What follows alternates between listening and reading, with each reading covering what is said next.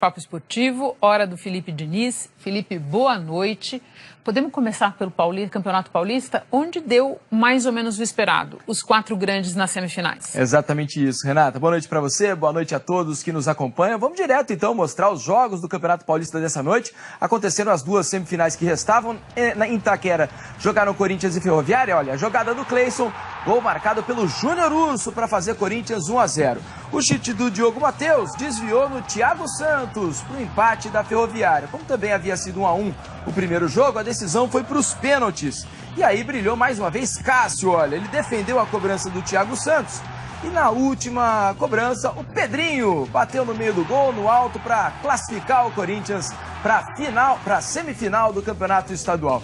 Olha o que o Antony fez do São Paulo no jogo contra o Ituano. Olha a caneta que ele deu no Peri, no meio das pernas. Aliás, o Antony foi o grande destaque do jogo. Olha, ele rouba essa bola aí no campo de defesa, arranca em velocidade, faz uma pausa ali na entrada da área, vê muito bem o Pablo lá do outro lado, que domina bem, chuta, é travado no rebote. Outro garoto da base do São Paulo, Lisieiro, bate para fazer o gol da vitória do São Paulo. São Paulo já havia vencido o primeiro jogo, bate o Ituano mais uma vez e também se classifica para as semifinais do estadual. Aí a comemoração dos garotos do São Paulo que deram nova vida para o time. E aqui no telão a gente tem os confrontos das semifinais do estadual. Teremos São Paulo e Palmeiras. Esse jogo deve ser no sábado, porque o Palmeiras joga na terça-feira pela Libertadores. No domingo a gente deve ter Corinthians e Santos. Definidas as semifinais, prometem jogos muito bons, os 4 grandes classificados, Renata. Agora tivemos jogos em outros estaduais também, né, Felipe? Isso mesmo, Renata. Tivemos jogos importantes pelos estaduais espalhados pelo país. Vamos começar pelas quartas de final do Campeonato Gaúcho.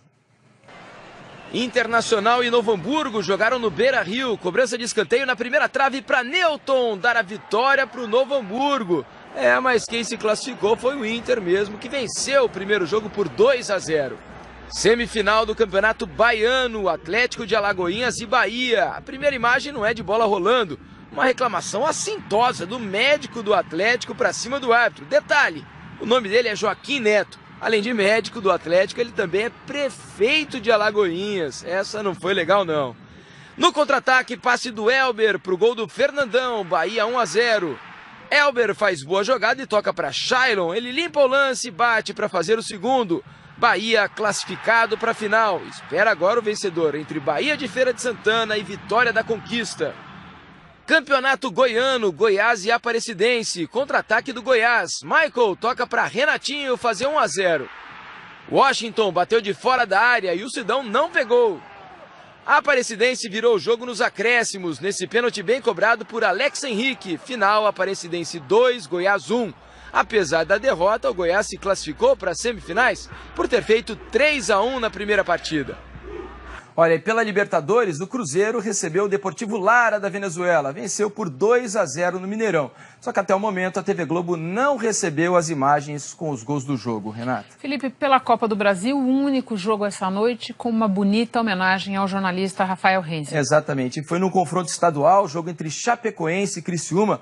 A gente vai mostrar agora as homenagens ao Rafael Renzel, né, jornalista, sobrevivente do voo da Chapecoense, que caiu em 2016. Ontem morreu vítima de infarto. Aí as belas homenagens lá na Arena Condá. Com bola rolando, Eli Carlos, do meio da rua, bateu para fazer Chapecoense 1-0. O Eduardo cruzou, a zaga tirou mal e o Campanharo fez 2-0.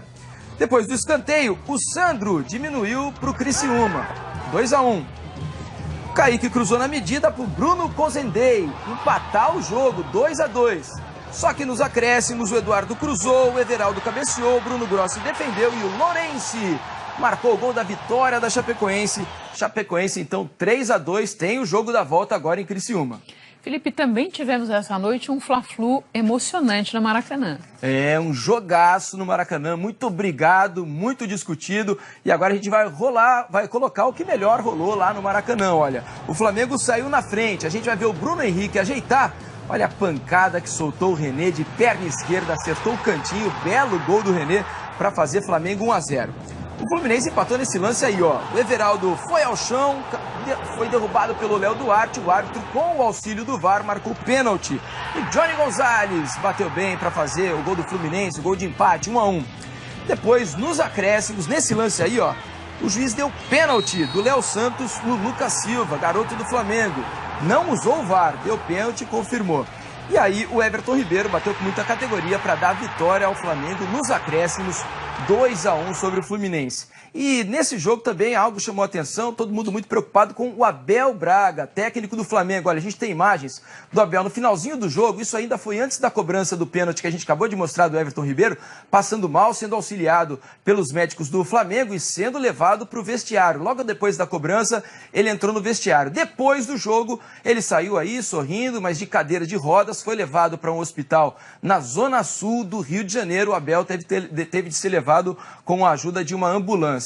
E o médico do Flamengo, depois do jogo, o Dr. Gustavo Caldeira, falou sobre a situação do Abel. Vamos acompanhar. Tá ótimo, tá muito bem, tá sem dor, tá acordado, orientado. Inclusive pediu, como eu falei há pouco, para passar o recado para a torcida do Flamengo. A gente então vai acompanhar a situação do Abel, tomara que ele esteja bem, né, Renata? Força para o Abel. Sem dúvida. Muito obrigada, Felipe. Obrigado, Renata. Boa noite para você. A seguir tem as novidades do Grupo Giramundo.